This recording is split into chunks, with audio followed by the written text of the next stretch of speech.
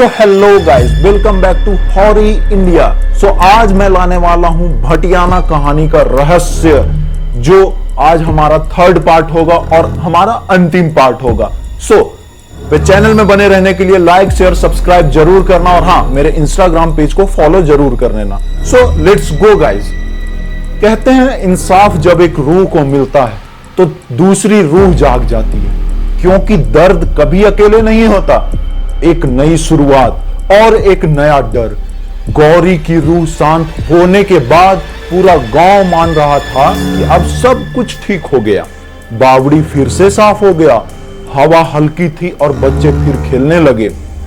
लेकिन रामपाल के दिल में कहीं न कहीं एक बेचैनी घिरी हुई थी। उस रात उसने नई पायल अपने घर पे रखी थी, वही पायल जो बावड़ी के तल में उसे मिली थी। और उसी रात सब कुछ बदल गया। धीरे धीरे कमरे में ठंड बढ़ने लगी और दिए की लौ कांपने लगी। और फिर दीवार पर पानी के बूंदों से एक नाम उभरा, कमला। कौन थी कमला? अगली सुबह रामपाल सीधे बुजुर्ग किशन दादा के पास पहुंचा। वो कांपती हुए आवाज में कहा, दादा, भटियाना में कमला नाम की कोई थी क्या? किशन दादा एक पल को चुप हो गए। उनकी आंखें भर आई। कमला वो औरत नहीं, एक बच्ची थी बेटा, सिर्फ 12 साल की। रामपाल ध्वस्त हो रह गया। बच्ची? किशन दादा ने गहरी सांस ली और बोले, वो ठाकुर के घर में रहती थी, नौकर की बेटी थी वो बेटा। एक रात वो अचानक गायब हो गई। लोगों ने तो कहा कि वो भाग गई होगी, पर असलियत हमसे किसी ने नहीं पूछी। वो थूक निगलते हुए बोले, कमला को आखिरी बार बावड़ी के पास ही देखा गया था। रात का डर। उस रात गांव में सब कोई डर रहे थे। जब हवा में अचानक ही पायल की सनसनाहट सुनाई देने लगी, लोगों ने खिड़कियां बंद कर ली। कुत्ते जोर जोर से भौंकने लगे। रामपाल घर की दरी पर बैठा था, पायल उसके सामने रखी थी। अचानक दरवाजा अपने आप खुला और ठंडा धुंध कमरे में आने लगा। एक छोटी सी बच्ची की धुंधली परछाई सामने आई। 2 चोटियां, सफेद फ्राक और आंखें बिल्कुल काली। उसने धीरे से कहा, तुमने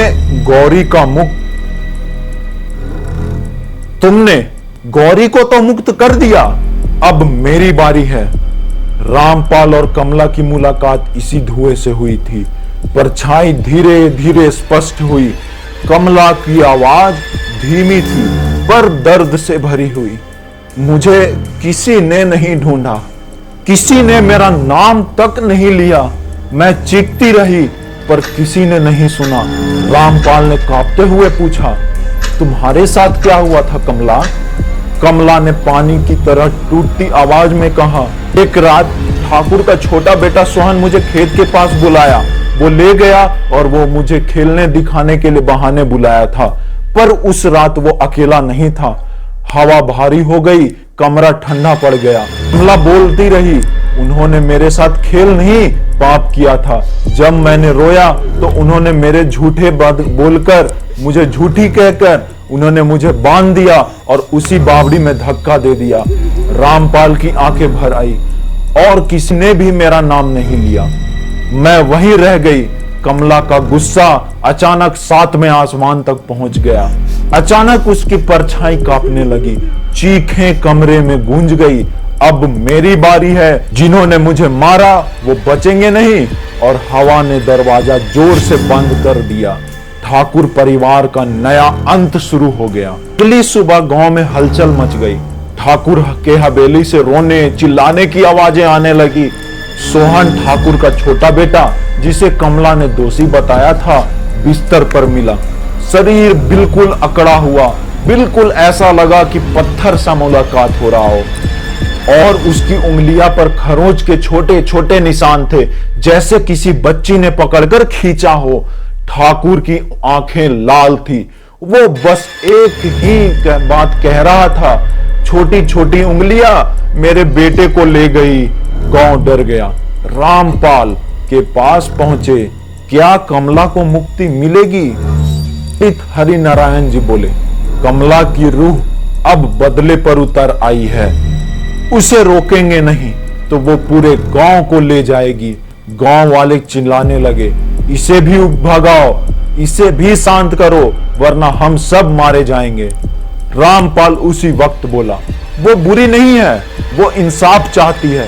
एक बच्ची की मौत का बोझ गांव वाले नहीं उठा सकते हैं। बस इसी बात सुनकर उसने सबको बावड़ी के पास बुलाया। बावड़ी के पास दिए जलाए। कमला की परछाई दिखाई दी, धीरे धीरे हवा में तैरती हुई। रामपाल बोला, कमला, मैं तेरे लिए ही यहाँ आया हूँ, मैं तेरा सच सबको बताऊंगा। कमला की काली आंखें चमक उठी। वो बोली, पर सच अभी पूरा नहीं है। और फिर उसने बावड़ी की तरफ इशारा किया। रामपाल ने नीचे देखा और पानी में एक नई लाश तैर रही थी। सोहन नहीं, ठाकुर भीष्म सिंह की।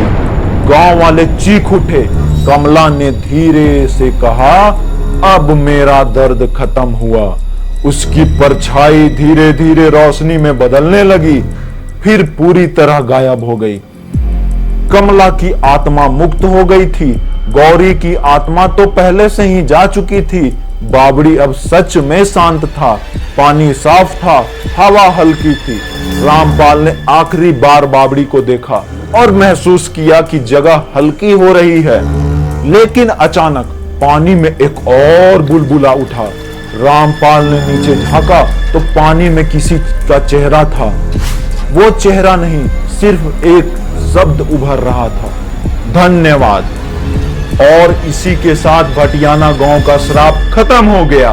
भटियाना गांव आज भी मौजूद है, पर लोग कहते हैं रात को बावड़ी के पास कभी कभी एक छोटी सी हंसी की धीमी आवाज आती है, डरने वाली नहीं, सुकून देने वाली, जैसे कोई कह रहा हो, अब सब ठीक है।